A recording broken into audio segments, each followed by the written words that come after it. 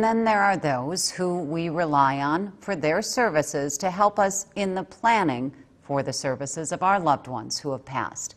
Funeral homes are adjusting the best they can to support families during the death of a loved one. But as you can imagine, it is a challenge from their perspective as well. Jeff Sink is the general manager at Rand, Franz and Vine Funeral Home and Services. And Jeff, how has this virus changed your business? You're not doing any funerals at all? You are correct. We are not allowed to. We can have gatherings of up to 10 people or less. So at this time, most families are having just a little private viewing time or a graveside service of their loved one, and then hoping to do a celebration of their loved one's life at a later date when we all get through all of this. Have you all been utilizing any kind of new technology in helping with any kind of services? Because I know these days people are trying to use technology to the best that they can. Yeah, we can certainly offer streaming of services, but again, we're limited to that 10 people. So most of our families at this time have just chosen to wait for a later date so they can involve, all of their families, because a lot of their families can't even travel at this time either if they're out of state.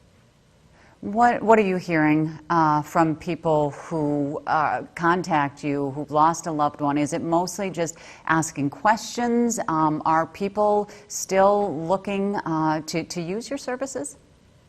Definitely, they're still using our services, obviously, for their deceased loved ones.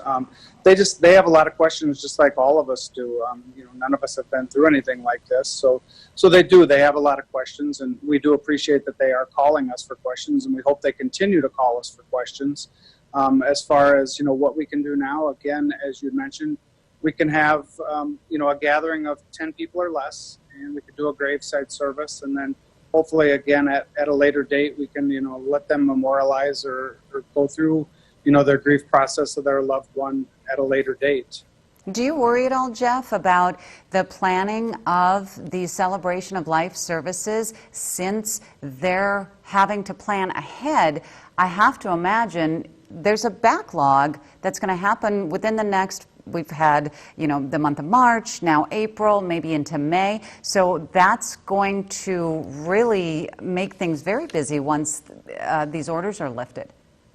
I'm assuming we'll have some busy weeks and weekends ahead of us, but, we're certainly here to do that for the families. They're going through a lot more difficult time, having a death in their family added on to the COVID-19. So we're certainly going to be here for them as the time comes and when this all gets lifted. And again, we'll have busy days and weekends ahead, but we're certainly equipped for that.